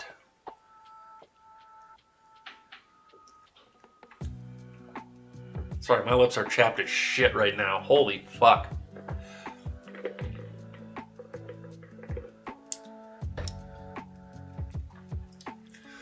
Energy Secretary Jennifer Granholm, a former Michigan governor, by the way, broke the Stock Act, a law that requires top federal officials to disclose their asset transactions within a 45-day window 9 times last year.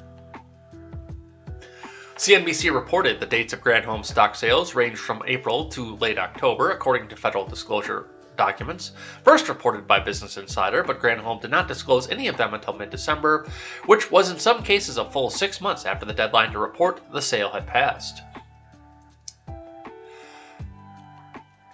The transactions included shares of the real estate website Redfin, worth between $16,000 and $75,000, according to Granholm's disclosures.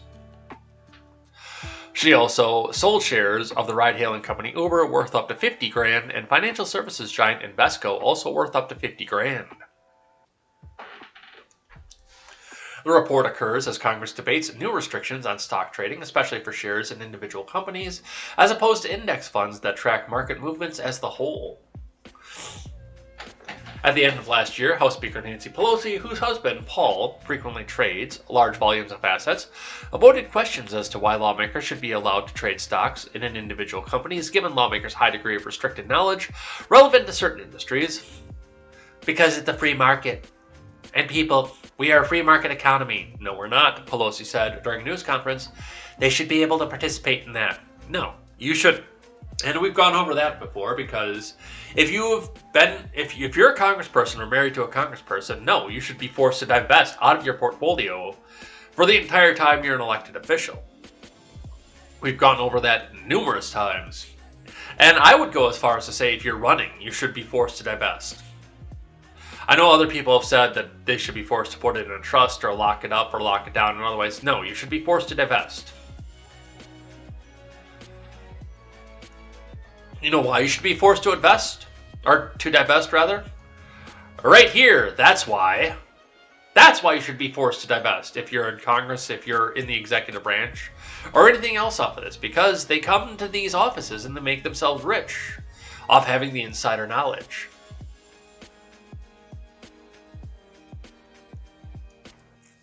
On Thursday, however, Pelosi appeared to change her tune. She said that she has great confidence in the integrity of my members, yet will remain open to new regulations. I do come down always in favor of trusting our members, she explained. If the impression is given by some that somebody is doing insider trading, that's a Justice Department issue and has no place in any of this. So, we'll see what happens, but I mean, Granholm right here, what she just did, is probably the biggest argument for my side of yes, if you are in Congress or married to somebody in Congress, you should be forced to divest everything that you have. From Fox 11 out of northern Wisconsin. Oconto GOP lawmaker appears to call for election cheating in video. From the Associated Press. A Republican Wisconsin state senator has been recorded on video telling constituents that Republicans need to cheat like the Democrats are bending the rules to win the upcoming elections, and also made a vague threat of violence against Democrat Governor Tony Evers. The video of State Rep Elijah Benke was posted online Thursday and was first reported on Friday by the Wisconsin State Journal. Let's listen. This sounds juicy. So we put the press release out, okay? This is my personal opinion. And I get the same Gateway Pundit news article sent to me, and I'm like, geez, that's a bad look on Voss, right? Yeah. So then in caucus, Voss called him a liar, and people are like, where's the document with his signature on it? Because if Robin signed for this, we're also equally upset. But if you don't have a signature, then you're kind of a piece of shit for making the whole team look bad, right? Right. And Tim's like, yeah, I don't have it. And so that's why he's kind of stood up and maybe punished him for going that far, right? Like, you're supposed to say on that professional level, I'm not saying this because I'm definitely no career politician, I'm a redneck from the Northwoods, right? Like I just got in 9 months ago, and it's nauseating to see politics, right? So, because the speaker does have a lot of control. He does, pick the salary for your staff. So if he likes you can give them a raise. And if they don't like you, then you can take a pay cut or move them to Seneca's office. Grossly inappropriate. It is. Yes. Sure. Yeah, no, I totally agree. So I'm going to take my ball and go home. Yeah, now, again, I know Voss, because what's crazy is Voss goes around the state, maybe not personally, but hires people. It's like recruit candidates, right? So the Voss approved Voss, was Mike Kunish, right? And I beat him 2-1. So like, I never met the man, never had any ties, no loyalty, right? And I'm kind of an average guy that listens to talk radio, regular Joe up in Green Bay, and he makes fun of, Robin a lot. So that's my perspective walking in, right? So I almost said, finally nice to meet a swamp creature when he said hi for the first time because I thought it was funny. I didn't, but I didn't even know who he was, right? So like, You thought it was Adam Schiff. yeah. So I have like,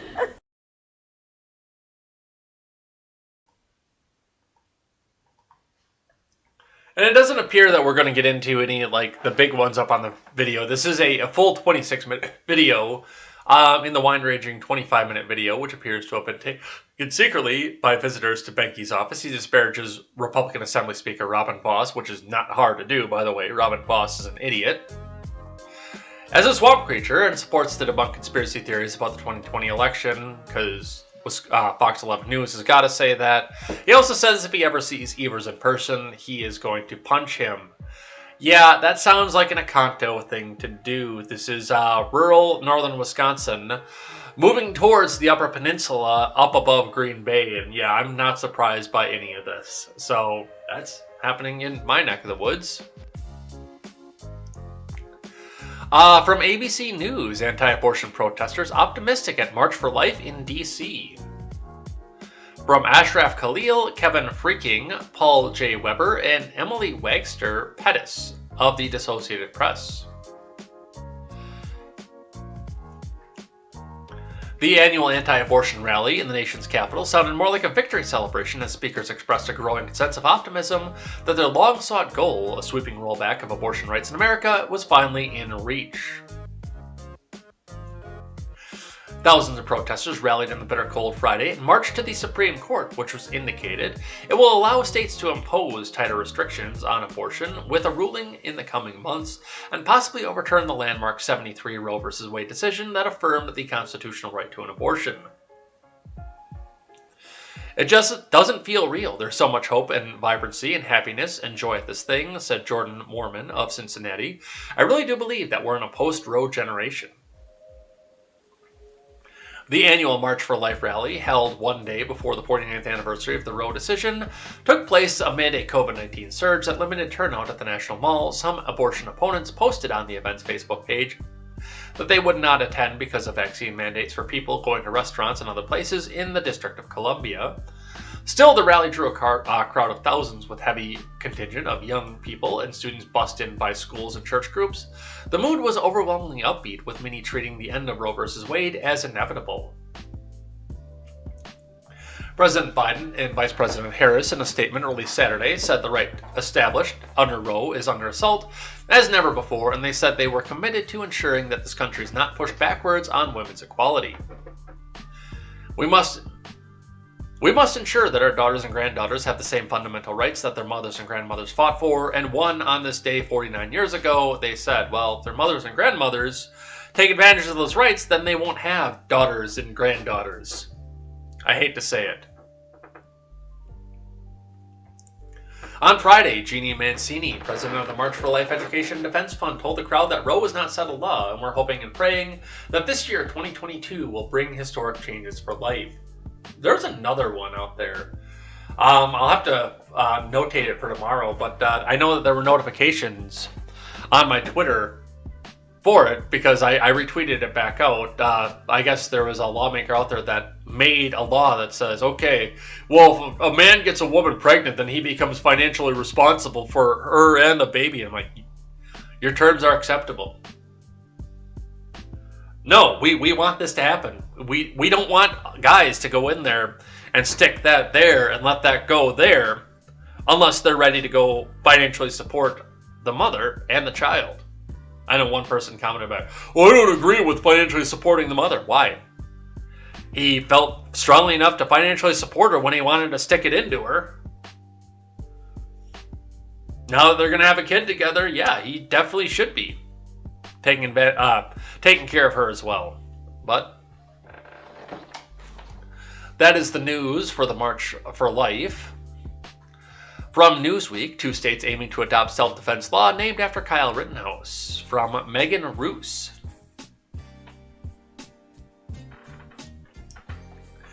A Tennessee legislator introduced a bill earlier this week named for Kyle Rittenhouse that would require the state to reimburse people who are acquitted on self-defense grounds after facing charges in homicide cases. State Rep. Bruce Griffey, who represents District 75 in Tennessee General Assembly, is calling the proposed legislation Kyle's Law, according to Nashville-based WKRN-TV. Tennessee joins Oklahoma in considering a version of a self-defense bill named for Rittenhouse, the teenager who was acquitted last fall after his legal team argued he acted in self-defense when he fatally shot 2 people in August of 2020 in Kenosha. A state senator in Oklahoma introduced the state's version of the legislation last November. Griffey told WKRN his proposed legislation aims to protect people from facing the same kinds of legal circumstances Rittenhouse experienced. I think it's a reasonable response to make sure citizens are protected from malicious prosecutions or being prosecuted when there's not really enough evidence in the case to pursue criminal charges against them, Griffey told the station. They have to go through hiring a lawyer, hiring experts, lost wages, all cost to them. This is not a fair system. And yes, and the state has unlimited resources. That is correct. On Tuesday, Griffey filed the legislation introduction in the Tennessee General Assembly. The bill requires a court order the state reimburse criminal defendants for all costs incurred in the defense when a person facing criminal homicide charges is later acquitted by a jury on self-defense grounds. I am on both sides of this one. I'm not going to lie to you because number one, the biggest part of this is the fact that the state is going to be getting these funds out of your pocket. If you live in Tennessee, this is going to come out of your property taxes. Same thing with Oklahoma. This is going to come out of taxation for you. But one of the things I do like about this is that it does force prosecution. Now, the Rittenhouse thing would have gone through no matter what because there was way too much attention on this. No matter what happened off this was a political prosecution, and there was no way that the people politically active in the situation calling for Rittenhouse to be hung for what he did were not going to let him even plead down. He was going to face trial, and they had hoped and prayed that when he faced trial, he was 100% going to be convicted and face trial down for that. That was their end goal for this, but on other situations that aren't so high profile, this will force DA's offices to look at the situations and say, hey, can I actually win this? Is this going to be a farce? Is this going to be a thing? Am I doing this for political reasons, or do I actually believe that this person went out to murder? And I mean, if they can't especially get the last one, then it's going to stall some of them. But for some of them, when they are prosecuted for political purposes, i.e. Derek Chauvin or Kyle Rittenhouse, when they are prosecuted for that, then yes, that is going to come out of the taxpayer pocket. So I'm on both sides of this, and I don't know where I fall on this just yet. All right, couple more, then we'll do rules of acquisition and head out of here for the day. From ABC 7 Eyewitness News out of Chicago. Kyle Rittenhouse asked for items seized during Kenosha shooting arrest, including gun, to be returned. Coming to ABC 7 by the Associated Press.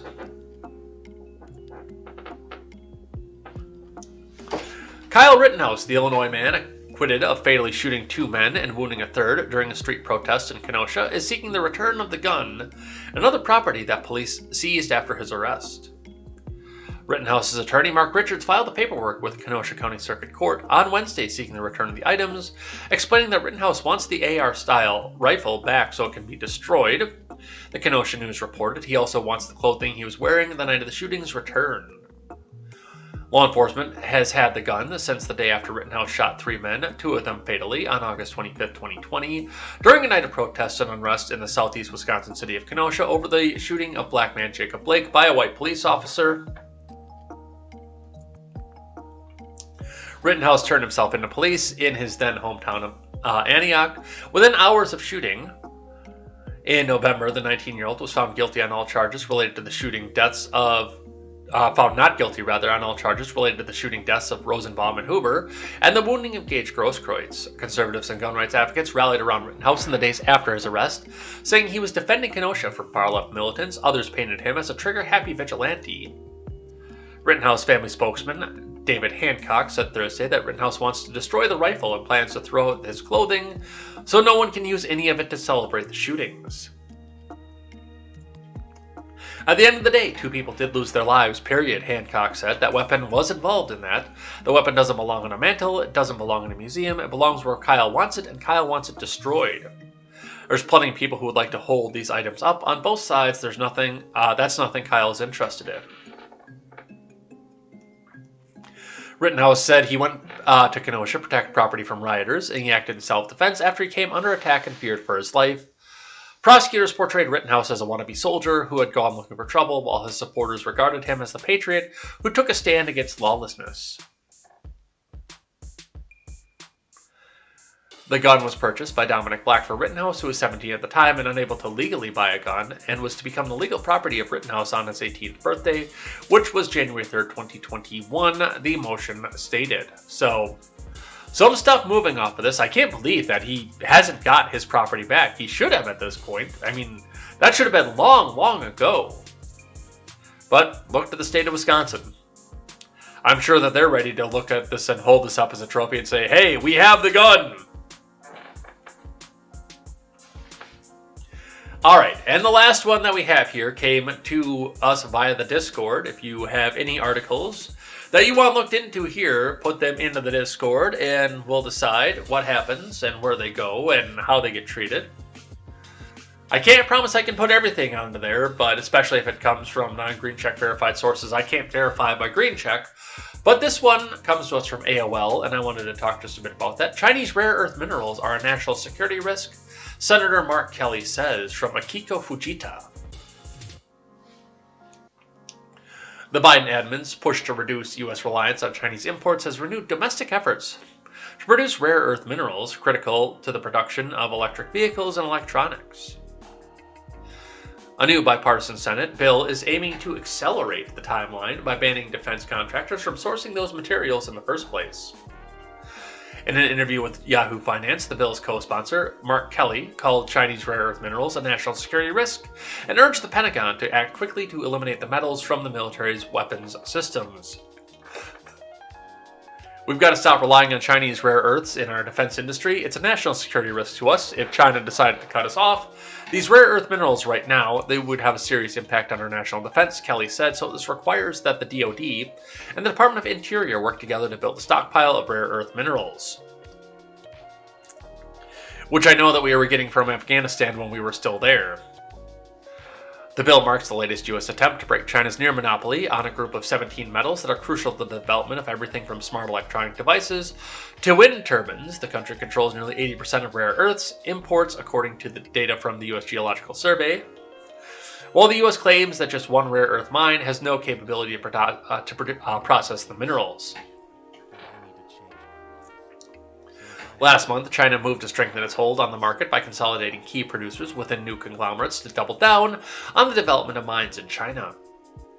Kelly's legislation, known as Restoring Essential Energy and Security Holdings Onshore for Rare Earths Act of 2022, specifically calls for the U.S. Departments of Defense and Interior to develop a strategic reserve of rare earth minerals and products large enough to meet the needs of 1 year by 2025. It also bans the use of Chinese metals in sensitive military systems by 2026 and requires defense contractors to track and disclose the origins of the metals used in equipment it delivers to the Pentagon.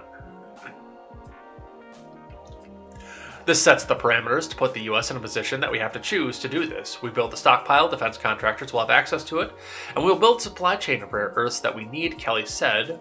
We don't want to continue to be in a situation where our adversary could cut us off from things that we need for our national defense.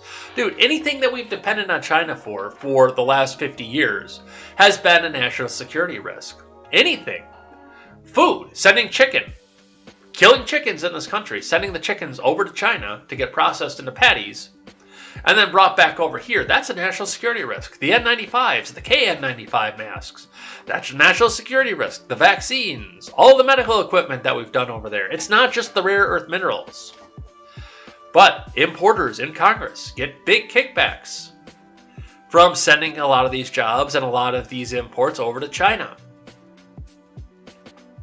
They're making money off of this hand over fucking fist. It's a huge racket for these people. Yes, it's a national security risk. You are absolutely correct. But it's either that or jack the prices on everything and do the NIMBY thing where they want to do the mining here in the US, but nobody wants it in their backyard. So that's what we see off of that. That's where we go with that. And that's what we see coming out of China here. We'll see what happens with that and where that goes. And with that, we close out, as always, by looking at one of the Ferengi rules of acquisition on a Monday. So let's see where we're at right now and how we can adjust this to our regular lives. Last week, we did the 47th rule of acquisition. Don't trust a man wearing a better suit than your own. So we will move on to Rules of Acquisition, the DS9 episode's 48th rule of acquisition that says, the bigger the smile, the sharper the knife. And that is something to kind of watch for as you're going into business no matter what. And at some point you should be able to build a rapport and a trust with people you're doing business with. But especially when you're dealing with new people, people you've never met before, people you've never had as a customer, people you've never bought things before. A lot of the time, somebody will come up there with that smile, with that big grin on their face, ready to come out and make a deal with you. Especially if you're a rival.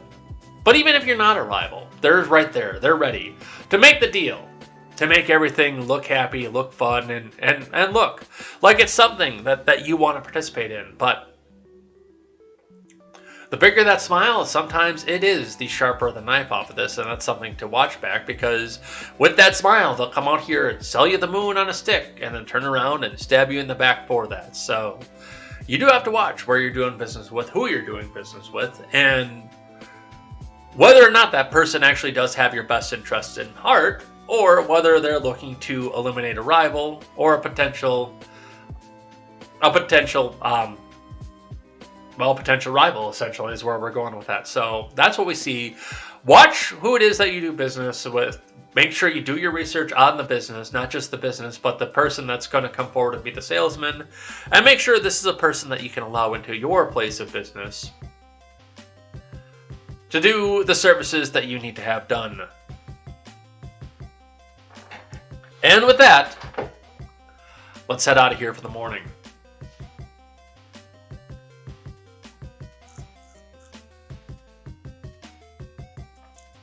All right, there is that. Let's get the outro music up here, and let's go. DJ Cutman Radio. That was a good list. I like that one. We'll have to use that one a little bit more often here. But with that, we're going to head out of here for the day. Thanks everybody who came by and chatted with us in the live chat. Thanks everybody who came by, hung out, kept us honest, kept us going, kept us on to all the things. And of course, the people who are knocking out the spammers over on the YouTube side as well. We'll be back here later on tonight for KTZed Redemption. I know I'm going to go back into the document a little bit, put some of the stuff from today's show onto the document. And I know we're going to talk about the Ukraine stuff now that that's starting to blow up too. But once again, that's going to be another big thing that came out of the Biden speech from last week. So yeah, pretty much our entire show is going to focus around that big Biden speech from last week. So come back, join us here 5:30 Central Time as we talk about what happened last week and make the discussion on the stuff from there. Otherwise, be back here 7:15 a.m. tomorrow morning for more Contemporary, and we will see you at either place. And until then, I am Jay Edgar, and this is Contemporary. Take care.